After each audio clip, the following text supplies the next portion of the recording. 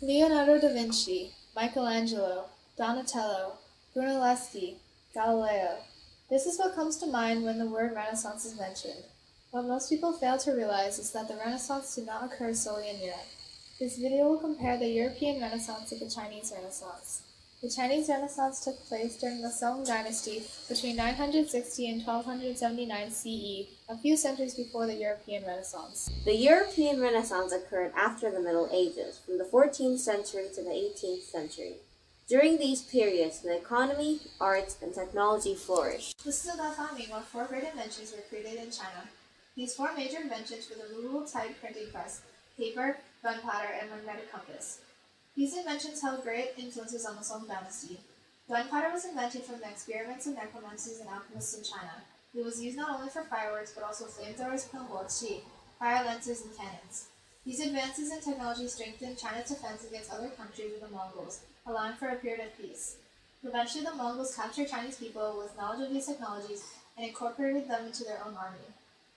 These technologies were then transferred to other countries that they encountered during their conquest, such as Europe.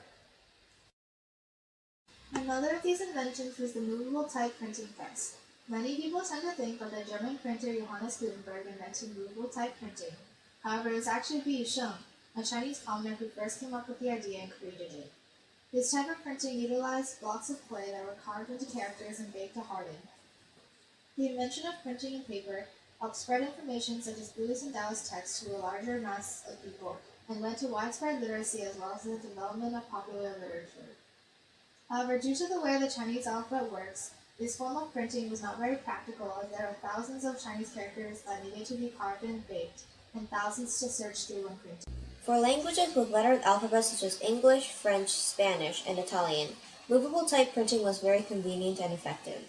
This Chinese-style movable type printing reached Europe in the 15th century and was reinvented by Gutenberg as the first metal movable type printing press in Europe. This printing press was extremely influential during the European Renaissance and was considered a major factor in the move in Europe's economy. Likewise, gunpowder and cannons from China were introduced to Europe and improvements were made to them. Later, the improved European version of the cannon made its way back to China.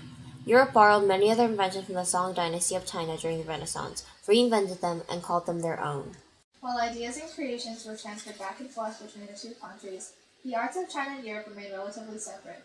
The Chinese Renaissance was an important period in world art history that featured a variety of artistic styles in artwork and in literature. An example of this is the poem Spring Night by Su Shi, who was one of the greatest poets, essayists, and calligraphers of the Song dynasty.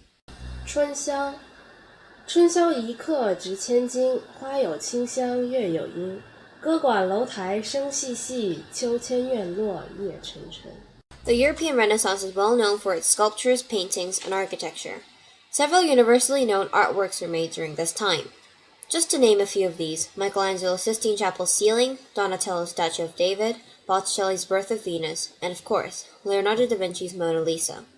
Renaissance art can be well distinguished from its preceding medieval art through its obvious influence of Greek and Roman art. While Chinese art focused on nature, Europe emphasized the dignity of the individual made in the image of God. To wrap up this video, Europe's Renaissance was not only a result of Europe's own strength, but a correlation between many empires.